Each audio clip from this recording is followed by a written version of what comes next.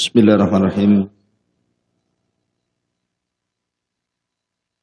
Assalamualaikum warahmatullahi wabarakatuh. Alhamdulillah wassalatu wassalamu ala Rasulillah wa ala alihi wa sahbihi wa mawalah wa la hawla wa la quwata illa billahi wa ba'd. Alhamdulillah di pagi hari ini kembali kita bisa melanjutkan kajian kita masih membahas tafsir daripada surah Al-Fatihah. Dan kita masuk pada ayat Ihdinas siratal mustaqim.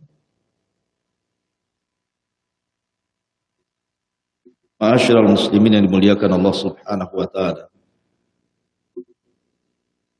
Kalimat ihdinas siratal mustaqim, ya Allah, berikanlah hidayah pada kami kepada jalan-Mu yang lurus.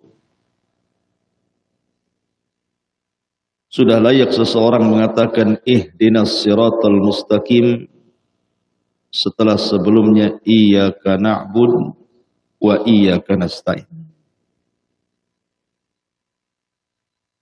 Kalau seseorang sudah beribadah hanya kepada Allah, kemudian berdoa meminta pertolongan hanya kepada Allah, maka sudah layak seorang muslim mengatakan ihdinas siratal mustaqim.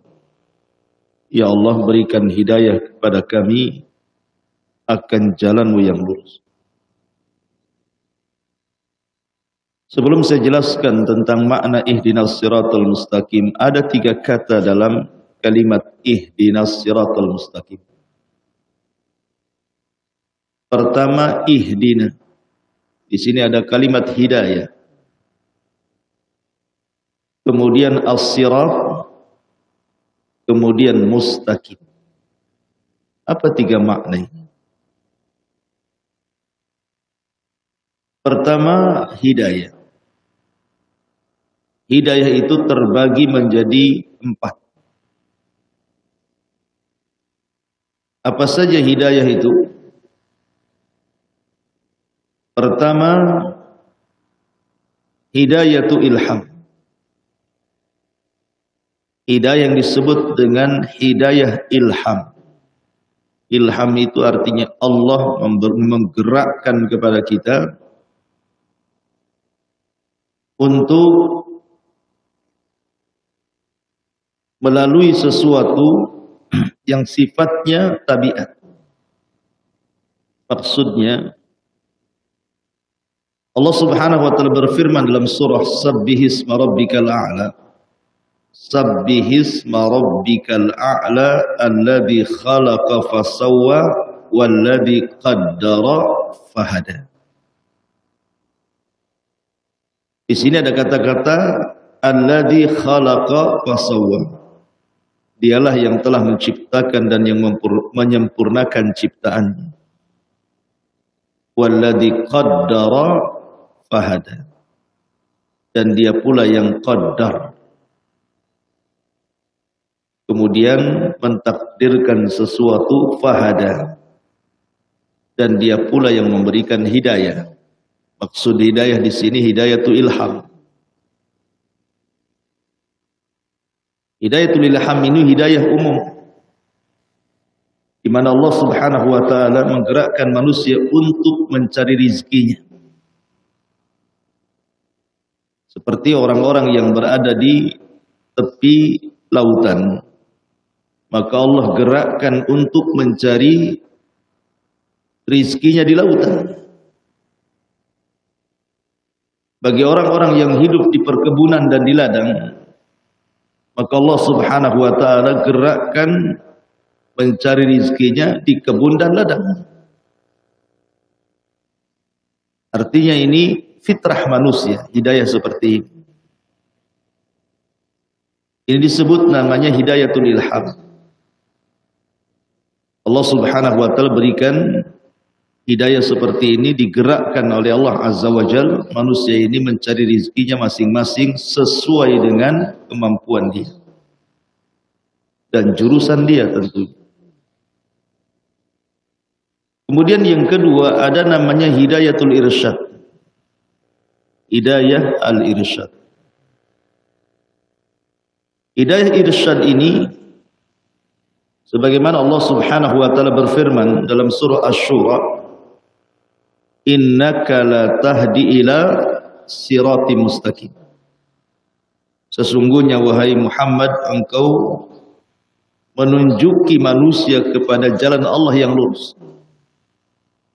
Dan siapapun bisa melakukannya. Karena hidayatul irsyad ini, seseorang menjelaskan kepada orang lain, ini salah, ini benar, ini hak, ini batil, ini ibadah, ini bukan, ini maksiat, ini taat, dan begitu seterusnya. Antum juga bisa mengarahkan manusia. Kemudian yang ketiga ada namanya hidayatul taufik. Dan ini yang paling penting dalam hidup kita. Karena hidayatul taufik ini tidak dimiliki kecuali Allah anugerahkan kepada hamba yang dikehendakinya. Karena tidak semua hamba itu mendapatkan hidayah. Makanya taufik inilah yang kita minta setiap hari 17 kali. Ihdinas siratal mustaqim. Maksudnya hidayatul taufik. Karena kalau orang sudah diberikan hidayah, tidak ada yang disesatkan, tidak ada yang mampu menyesatkan. Sebagaimana orang yang disesatkan Allah, tidak ada yang sanggup memberikan hidayah kepadanya. Hidayah ini tidak dimiliki walaupun seorang nabi. Makanya Nabi SAW difirmankan oleh Allah Subhanahu wa taala, intahris ala hudahum fa innallaha la yahdi man yudhil wa ma lahum min nasir. Kalau engkau sekuat tenaga wahai Muhammad memberikan hidayah kepada mereka orang-orang Quraisy itu, maka sesungguhnya Allah tidak akan memberikan hidayah kepada siapa yang disesatkannya. Walaupun Rasul sesemangat apapun menunjuki manusia ke jalan hidayah, kalau Allah sudah menetapkan si fulan sesat, tidak mungkin dapat hidayah. Bahkan orang yang terdekat bagi Nabi sekalipun, seperti Abu Talib, orang yang mencintai Nabi dan yang dicintai Nabi. Lihat Abu Talib itu, dia mencintai Nabi dan dicintai Nabi. Bukti kecintaan Abu Talib kepada Rasul, ketika datang para pembesar Quraisy mengancam dakwah Nabi SAW. Kemudian dia didatangi oleh para pembesar Quraisy dan mengatakan, ya Aba Talib, inna ibna akhik qad sabba alihatina wa saffaha dinana wa farraqa jama'atan. Wahai Aba Talib, anak saudaramu itu, ponakanmu itu, maksudnya Rasulullah, sudah mencela Tuhan-Tuhan kami, sudah membodoh-bodohkan agama kami, sudah mencerai-beraikan barisan kami. Kalau engkau tidak mencegahnya, kami akan mencegahnya. Abu Talib keesokan harinya datang kepada Rasulullah, menyampaikan tekanan dari para pembesar Quraisy dan meminta agar Nabi SAW berhenti sementara. Tapi Nabi SAW mengatakan di hadapan Abi Talib, walaupun perkataan ini ala dha'fir riwayat, ada yang mengatakan dhaif riwayatnya, tapi masyhur dicatat oleh ahli sejarah.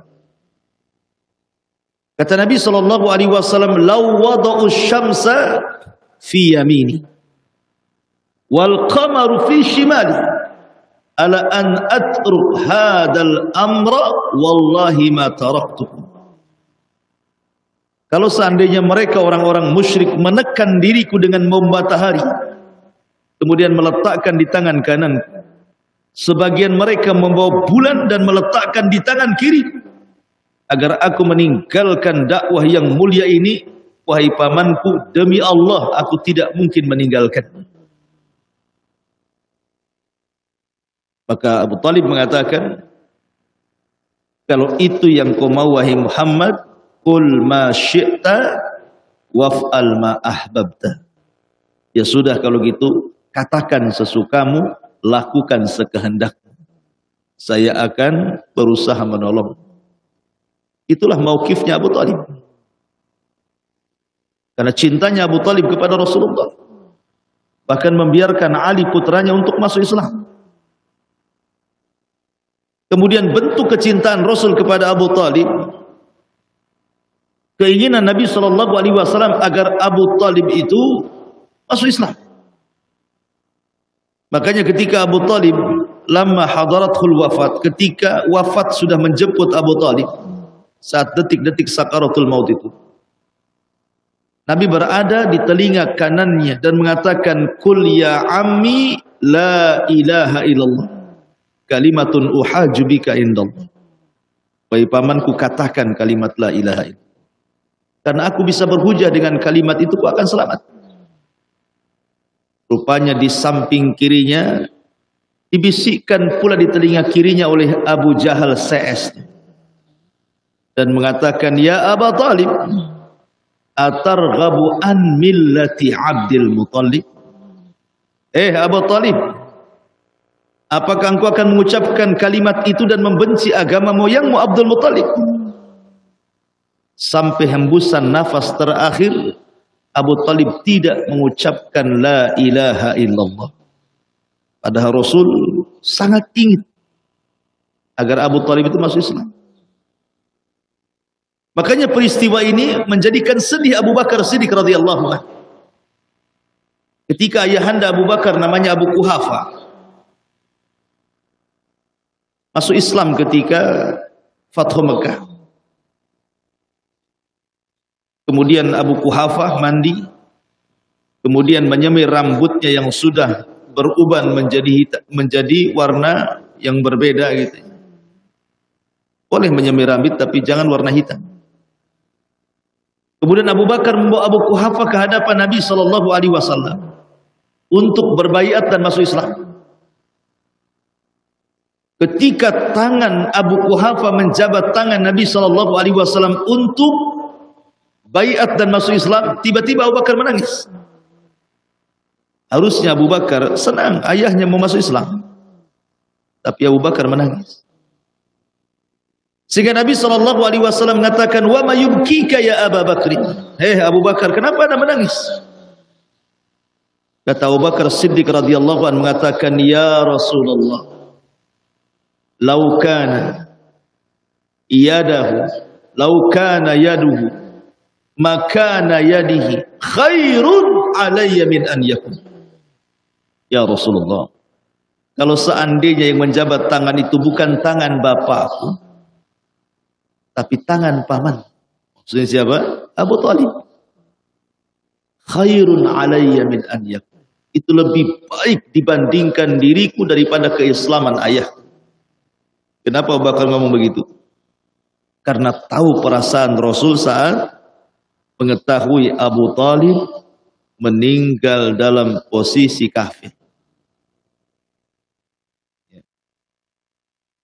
Tapi Nabi SAW tidak berhenti sampai di sini.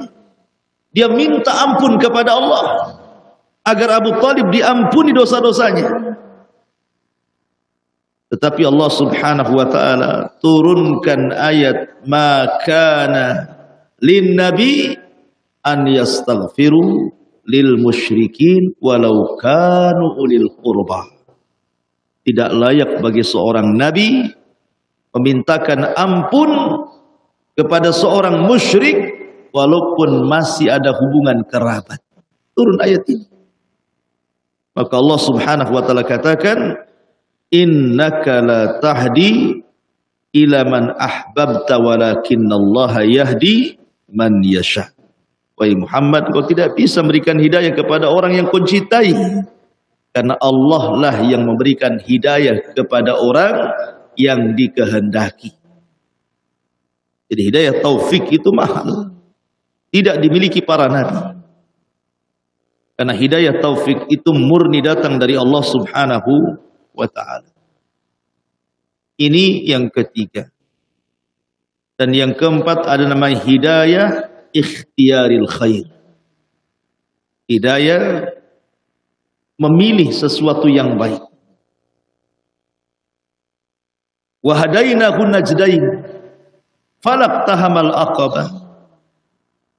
Dan kami telah berikan kau dua jalan. Ini jalan ke sorga, ini jalan ke neraka. Pemilih yang mana? Di dunia ini cuma ada dua jalan saja. Jalan menuju neraka, dan itu sudah dijelaskan sejelas-jelasnya. Yang kedua jalan menuju sorga, dan ini pun sudah dijelaskan sejelas-jelasnya. Allah sudah memberikan mata kepada kita. Allah sudah memberikan telinga kepada kita. Allah sudah memberikan akal pikiran kepada kita. Tangan dan kaki. Kita diberikan kehendak untuk memilih. Maka kalau seandainya kita bisa memilih kebaikan, berarti itu puncak daripada hidayah. Hidayah ikhtiyaril khair. Ma'asyiral muslimin yang dimuliakan Allah Subhanahu wa taala. Walaupun sebagian ulama mengatakan hidayah ikhtiyarul khairi berada di bawah hidayatut taufik. Taib. Itu makna yang pertama hidayah. Ihdina as-sirat. Ada yang membacanya dengan sin as-sirat, ada yang mengatakan sad as-sirat. Asalnya sin sirat, kemudian orang Arab susah menyebutnya akhirnya jadi sad. Asalnya sirat jadi sirat gitu. Sad. Dad bagaimana itu?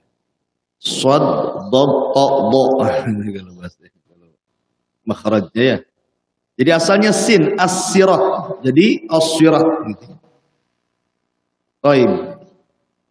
Artinya sirat itu jalan. Sirat itu jalan. Ada yang mengatakan jembatan. Jembatan siratal mustaqim. Yang dimaksud di sini sirat itu artinya jalan. Dan jalan ini harus tersifati. Makanya setelahnya disebut mustaqim. Mustaqim itu lurus. Makanya sebagian ulama mengatakan bahwa yang dimaksud siratal mustaqim itu satu, harus lurus mustaqim. Tidak boleh bengkok. Yang kedua, harus singkat, tidak boleh jauh. Makanya Nabi SAW bersabda, "Man salaka tariqan yaltamisu fihi ilma, sahhalallahu bihi tariqan ilal jannah." Siapa yang meniti sebuah jalan, berjalan di sebuah jalan yang di situ terdapat ilmu agama, Allah mudahkan perjalanannya menuju surga. Allah singkatkan. Kalau yang lain jauh ke sana kemari, dia singkat. Di jalan itu harus singkat, jangan jauh-jauh. Lelah, capek kalau jauh. Kemudian jalan itu harus luas, tidak boleh sempit. Kalau sempit susah mau jalan. Jadi dia harus lurus, harus dekat, harus luas, dan harus satu. Tidak boleh belok sana belok sini. Makanya Nabi SAW pernah menggaris satu garisan ke atas, di garisnya, dan mengatakan hada sirati. Inilah jalanku, kata Rasul. Tiba-tiba menggaris ke kiri kanan. Sat, kata Rasul. Yang ke kiri kanan ini subul, jalan-jalan. Terdapat syaitan di situ. Kemudian dia membacakan ayat, inna hadha sirati mustaqiman fattabi'u wa la tattabi'us subula fatafarraqu bikum an sabil. Inilah jalanku yang lurus, jangan mengikuti jalan-jalan yang lainnya karena akan memecah belah kalian. Itu makna sirat al-mustaqim. Tapi kita masuk pada tafsirnya. Ihdina sirat, ihdina. Apa makna ihdina? Ada tiga makna kata para ulama kalimat ihdina. Pertama, ihdina itu artinya sabitna. Ya Allah, tetapkan hidayah untuk. Kenapa makna sabitna? Karena kalimat ihdinas siratal mustaqim ini bukan hanya diucapkan oleh kita orang biasa. Nabi juga mengucapkan ihdinas siratal mustaqim kan. Nabi loh yang sudah jelas-jelas dia yang membawa petunjuk Allah, dia pun selalu mengucapkan ihdinas siratal mustaqim dalam salatnya. Apalagi Nabi itu salatnya bukan wajib saja, yang sunnah-sunnah, bahkan salat malam itu wajib bagi Nabi. Tapi lewat padanya kalimat ihdinas siratal mustaqim, artinya sabitna, tetapkan gitu ya, kepada jalanmu yang lurus. Sebagaimana doa Rasul, ya muqallibal qulub sabbit qalbi ala ta'atik. Waidat yang membolak-balikan hati, tetapkan hatiku di atas ketaatan kepadamu. Itulah makna ihdina yang pertama. Makna yang kedua, ihdina itu artinya zidna. Zidna ila sirati mustaqim. Ya Rabb, tambahkan kembali kepada jalanmu yang lurus. Makanya Nabi SAW pun ketika berdoa kepada Allah Azza wa Jalla yang selalu dipanjatkan apa? Rabbi zidni ilma. Ya Allah, tambahkan pengetahuan kepada aku. Itu Nabi yang ngomong tuh. Apalagi kita Nabi saja yang sudah banyak ilmunya mengatakan Rabbi zidni ilma, kita pula tak pernah mengatakan Rabbi zidni ilma. Maka ihdina itu artinya zidna. Ada juga yang mengatakan ihdina yang ketiga artinya waffiqna ilal mustaqbal. Berikan taufik kepada masa depan sebagaimana engkau memberikan taufik di masa lalu. Karena kan belum tentu kita ini wafat dalam posisi husnul khatimah. Kita hanya berharap kan. Orang itu hanya berharap. Karena ingat bahwa al-a'mal bi khawatimiha. Amal itu ditentukan akhir, bukan awal, bukan tengah. Walaupun yang menentukan akhir juga adalah awal dan tengah. Tetapi yang ditentukan adalah akhirnya. Maka ketika ihdina itu kita meminta bahwa akhir kita diberikan taufik sehingga mati dalam posisi husnul khatimah. Itu mana ihdina. Masyaallah muslimin yang dimuliakan Allah Azza wa Jalla. Lalu siratal mustaqim itu apa maknanya?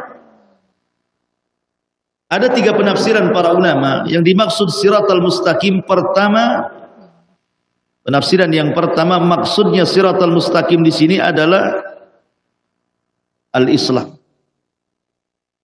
Ya Allah, tunjukkan kami ke jalan yang lurus, maksudnya jalan Islam. Dan Allah Subhanahu wa taala berfirman di dalam Al-Qur'anul Karim, di mana firman-Nya, faman yuridillahu an yahdiyahu yashrah sadrahu lil Islam. Wa man yurid an yudillahu yaj'al sadrahu dayqan kharajan ka'annama yas'adu fis sama' kadzalika yaj'alullahu rijsa 'alal ladzina la yu'minun. Barang siapa yang dikehendaki Allah, orang ini dapat hidayah, kata Allah, wa man yuridillahu an yahdiyahu yasrah sadrahu lil Islam. Maka Allah akan bukakan dadanya menerima Islam. Tetapi barang siapa yang dikehendaki menjadi sesat, kata Allah, maka dia jadikan dadanya sempit dan sesat, seakan-akan dia sedang mendaki ke langit. Demikianlah Allah menimpakan siksa kepada orang-orang yang tidak beriman. Maka siratal mustaqim artinya al-Islam. Dan ini nikmat. Karena tidak ada nikmat yang paling besar melebihi hidayatul Islam. Nikmatul Islam itu senikmat-nikmatnya hidayah.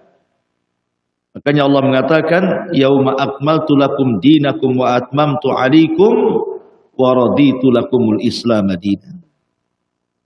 Kemudian yang kedua, siratal mustaqim itu artinya an-nabi. Nabi SAW itu siratal mustaqim. Ya Allah, berikan petunjuk kepada kami agar bisa mengikuti Nabi. Itu maksudnya. Ya, karena Nabi SAW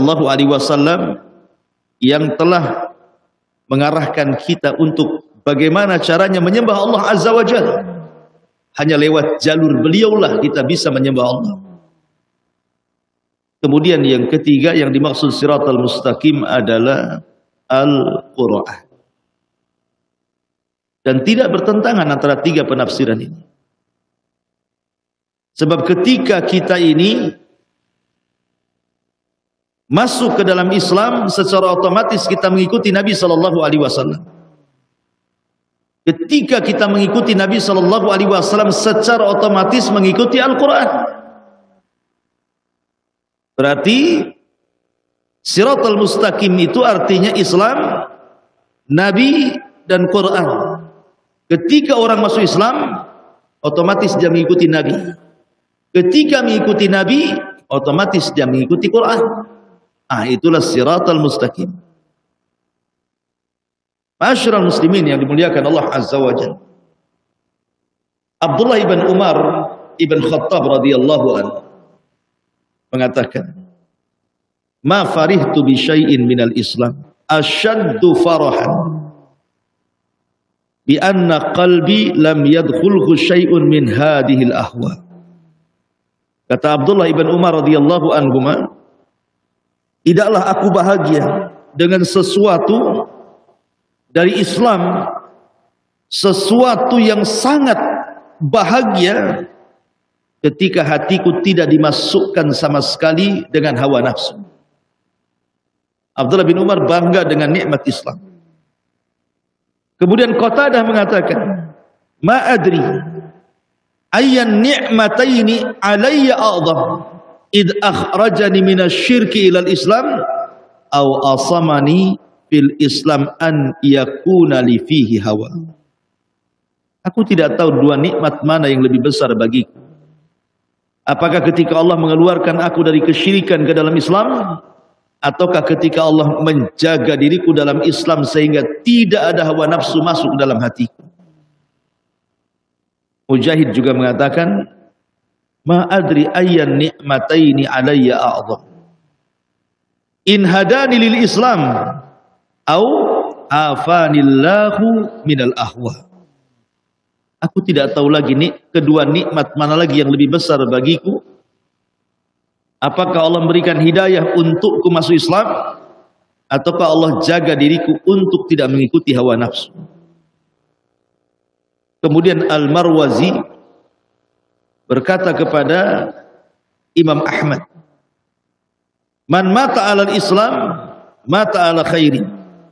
Siapa yang mati di atas Islam, mati di atas kebaikan. Kata Imam Ahmad, "Uskut. Walakin man mata alal Islami was sunnah, mata ala khair." Diam kamu.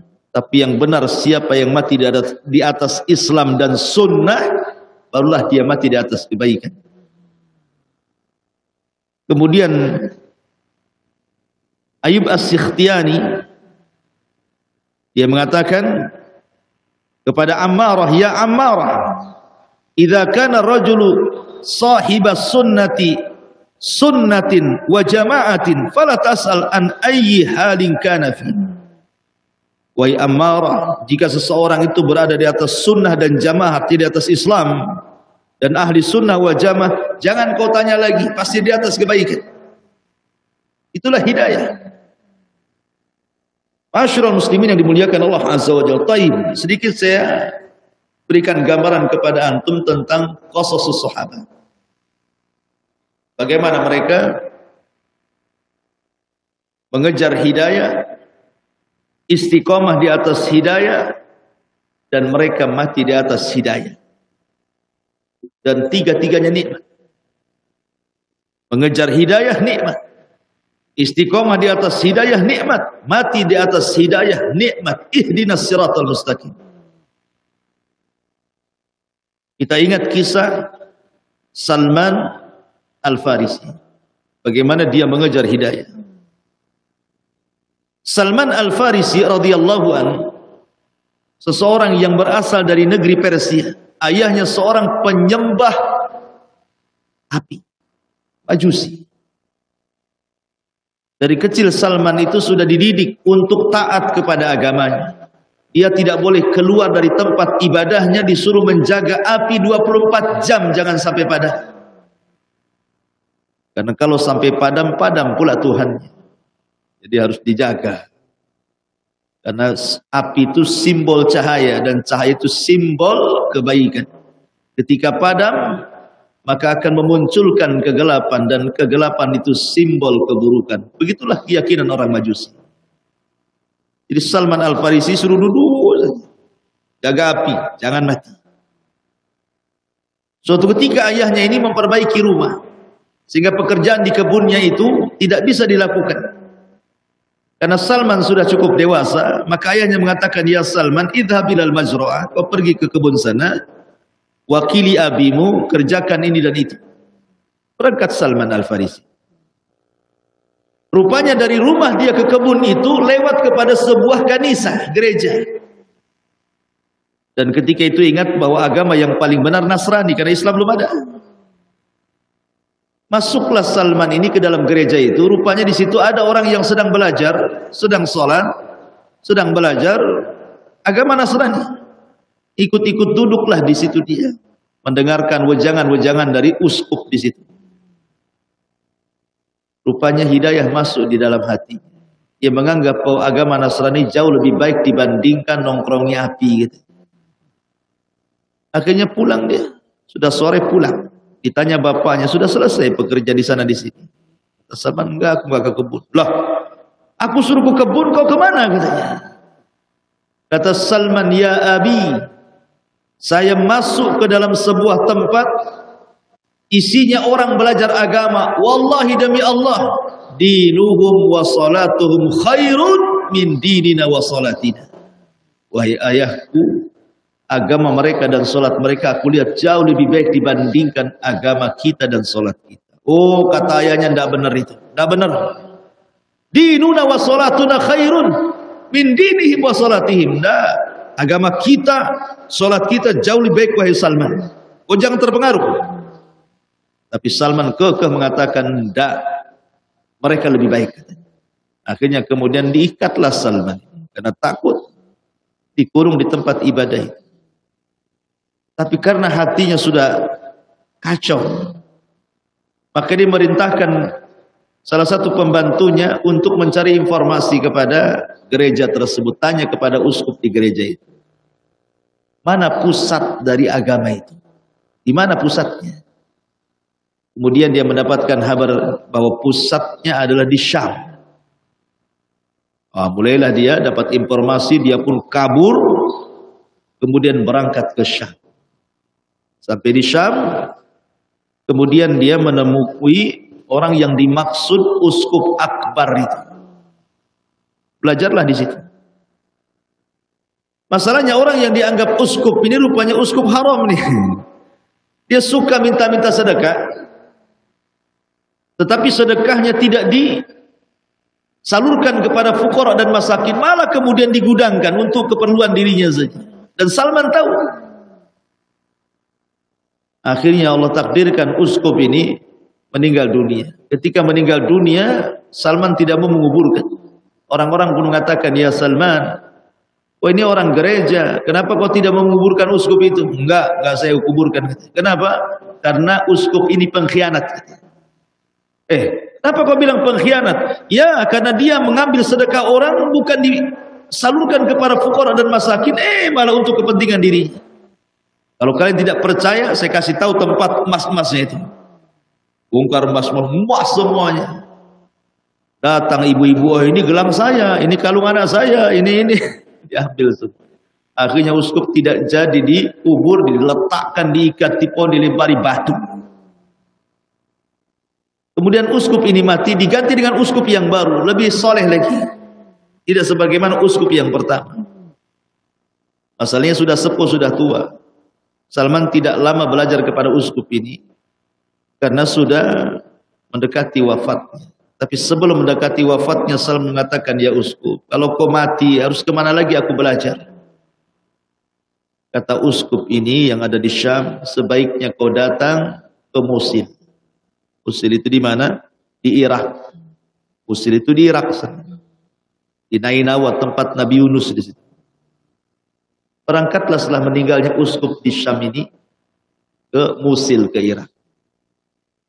Maka dia belajar kepada uskup yang ada di Irak, di Mosul. Tapi sayang, rata-rata uskup itu sudah tua masalahnya. Jadi dia tidak lama belajar, tiba-tiba uskup yang di Mosul sakit, kemudian sakitnya pula menyebab wafatnya dia. Tapi sebelum wafat, dia minta wasiat. Harus kemana lagi saya belajar, kata Salman. Kata uskup yang ada di Mosul, aku tidak tahu uskup yang lebih baik yang diambil ilmunya kecuali uskup yang ada di Nasib.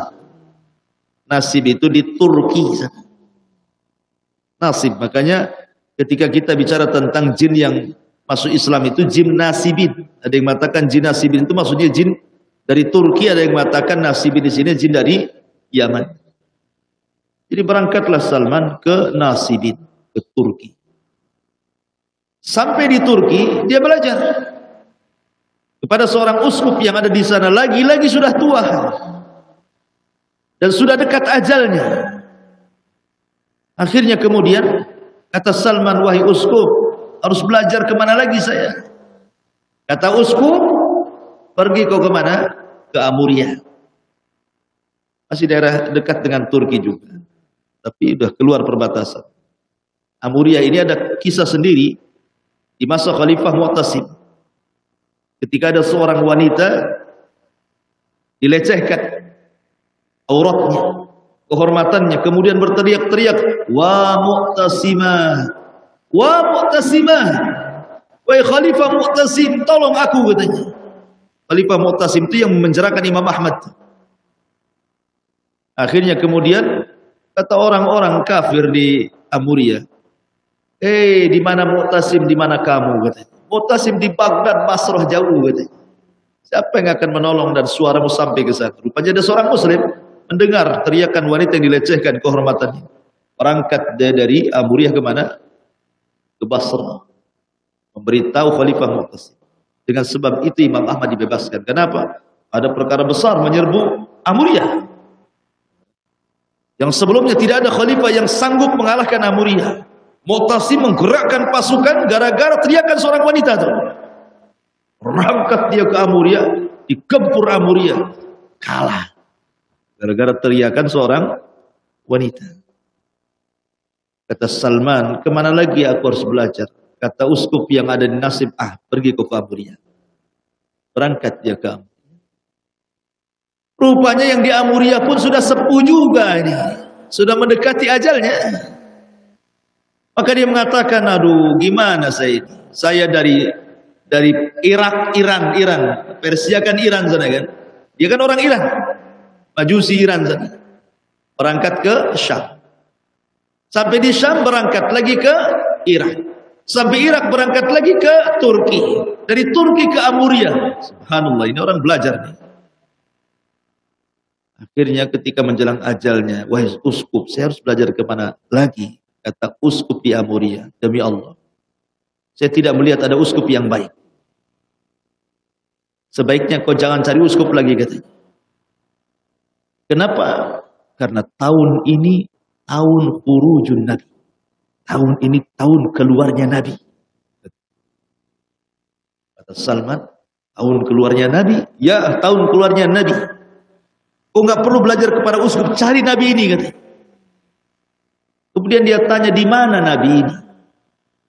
Mana alamatnya? Bagaimana ciri-cirinya? Maka uskup ini memberitahu alamatnya, kau datang ke sebuah negeri, di situ banyak tumbuh pohon kurma, satu. Yang kedua, negeri itu terletak bainal harrataini, ada dua bukit semua warna hitam, batu-batunya. Maksudnya disyaratkan ke Madinah. Kemudian ciri-cirinya, kalau kau berjumpa, dia tidak makan sedekah. Dia makan hadiah. Dan di antara kedua punggungnya ada stempel kenabian. Kau cari orang. Dia di Turki. Madinah, Turki itu bukan perjalanan yang dekat. Gimana caranya? Harus cari orang Arab. yang bisa menuntun dia sampai ke Madinah itu.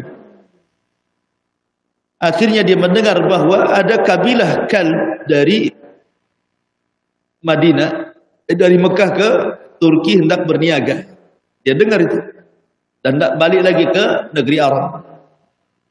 Maka datangilah Bani Kalbi ini oleh Salman Al-Farisi, minta agar ikut bersama mereka tanpa berpikir kan tentang keselamatan. Tetapi Bani Kalbi ini tidak mau bawa dia, kecuali dia harus bayar mahal. Akhirnya dia pun menghabiskan kekayaannya, bawa saya ke negeri Arab. Diberangkatkanlah Salman dengan para peniaga Arab ini. Ketika sampai di Wadil Qura, Wadil Qura itu antara Taimah dan Khaybar, itu Wadil Qura namanya, dekat dengan Madinah. Dari kejauhan dia lihat pohon-pohon kurma. Wah, jangan-jangan ini maksudnya. Harusnya Salman itu turun di situ. Tapi ketika minta turun sama para peniaga, nggak boleh. Kamu budak kami, gitu. Jadi kan budak pula dia. Memang begitu. Jadi tradisi zaman dulu itu memang biasa. Kadang-kadang menculik orang merdeka kemudian dijadikan budak dan dijual. Gitu. Jadi Salman ini sudah bayar, jadi budak pula dia. Karena dia takut dibunuh. Maka Salman diam saja. Akhirnya dia dijual kepada seorang Yahudi di Wadil Qura itu. Maka bekerjalah dia kepada seorang Yahudi. Ketika sudah bekerja kepada seorang Yahudi, maka Salman Al-Farisi tidak bisa apa-apa, namanya budak, takut kan. Sampai ketika dia berada di atas pohon kurma, sedang unduh kurma gitu. Tiba-tiba datang keponakan orang Yahudi. Melihat karena Salman ini orangnya cekatan, gesit, rajin, maka dia ingin membelinya. Maka dibelilah Salman oleh orang Yahudi juga, masih sama kerabat. Kemudian dibawa ke Madinah. Sampai di Madinah, dia melihat pohon kurma, melihat ada batu-batu berwarna hitam, senang sekali. Oh, ini yang dimaksud uskup itu maksudnya. Jangan-jangan di sini, katanya. Insya Allah berikan hidayah. Jadi satu ketika dia sedang manjat pohon, rupanya saudara orang Yahudi ini datang menceritakan tentang kedatangan Rasul dan mengatakan qatalallahu Bani Qailah, katanya. Celaka Bani Qailah. Bani Qailah itu nenek buyutnya Khazraj dan Aus. Dan Khazraj dan Aus itu disebut Ansar. Jadi orang-orang Ansar itu terdiri dari dua kabilah namanya Khazraj dan Aus. Lah nenek buyutnya itu dari Bani Qailah. Orang Yahudi ini mengatakan qatalallahu Bani Qailah, katanya. Semoga Allah mencelakakan Bani Qailah. Mereka berkumpul kepada seorang yang mengaku nabi yang berasal dari Mekah, katanya. Dan mereka sedang berada di Kuba. Artinya Rasul baru datang tuh di Kuba. Mendengar itu Salman langsung turun dia dan mengatakan kepada majikannya, gimana? Tadi saya dengar ada namanya. Apa kau ditamparnya Salman? Kau ini budak kerja aja, ngapain kau tanya-tanya Nabi? Namanya budak ya, kerja lagi. Tapi Salman terus nguping dia. Sampai akhirnya ketika betul-betul Rasul sudah di kota Madinah, sudah dekat jarak dia dengan Rasulullah, maka dia mengumpulkan kurmanya. Kemudian dia bawa kepada hadapan Rasul dan mengatakan, saya punya kurma dan saya sedekahkan. Anda jauh-jauh dari Mekah, mungkin Anda lapar. Tapi Rasul tidak makan. Wah, ini ciri yang pertama. Kemudian besoknya dia datang lagi, bawa kurma lagi. Wahai fulan, wahai sayyid, saya bawa kurma. Ini enggak sedekah, ini hadiah. Maka Rasul tiba-tiba memakan dan menyuruh para sahabat makan. Wah, ini ciri yang kedua. Ciri yang ketiga masalahnya, tanda kenabian di sini. Rasul pakai baju, orang dulu pakai baju ihram, bukan kayak baju antum. Itulah baju sehari-hari mereka itu ihram itu. Ini saja Nabi. Salman kan pengen tahu, tapi Rasul tidak mau buka. Hari pertama gagal melihat, hari kedua gagal melihat, hari ketiga gagal melihat, sampai akhirnya ketika ada penguburan. Nabi SAW menunggu parit galian itu, maka Salman berada di belakang Rasul. Tapi rupanya Rasul perasan bahwa di belakang ada orang. Langsung dia buka. Rupanya dia nampak stempel kenabian warna putih di belakang, di antara dua katifnya. Salman memeluk dari belakang dan mengatakan, Alhamdulillah, sambil menangis. Begitulah hidayah dikejar. Sampai akhirnya Salman menggantikan posisi Abu Jahal. Ketika Rasul mengatakan Allahumma izzal Islam bi umaraini, ya Allah muliakan Islam dengan dua Umar, maksudnya Abu Jahal dan Umar bin Khattab, Allah kasih satu. Tapi Allah ganti Abu Jahal dengan Salman Al-Farisi, jauh-jauh dari Persia. Karena orang-orang yang awal-awal masuk Islam itu bukan orang Arab. Bilal ibn Rabah, orang mana? Ethiopia. Suhaib Ar-Rumi, orang mana? Romawi. Kemudian di sini Salman Al-Farisi, bukan orang Arab, Persia, dan tiga-tiganya orang awal-awal masuk Islam. Justru orang Arab belakangan. Ya, maksudnya rame-ramenya orang Arab masuk Islam itu setelah Fathu Mekah. Tapi yang awal-awal justru orang luar gitu ya. Dan ini menunjukkan bahwa hidayah itu harus dikejar. Kemudian istiqomah di atas hidayah, kemudian mati di atas hidayah. Wallahu a'lam bishawab. Ini yang bisa sampaikan, mudah-mudahan manfaatnya. Subhanallah, hamdika, asyhadu an la ilaha illa anta, astaghfiruka wa atubu ilaik. Allahu ta'ala. Assalamualaikum warahmatullahi wabarakatuh.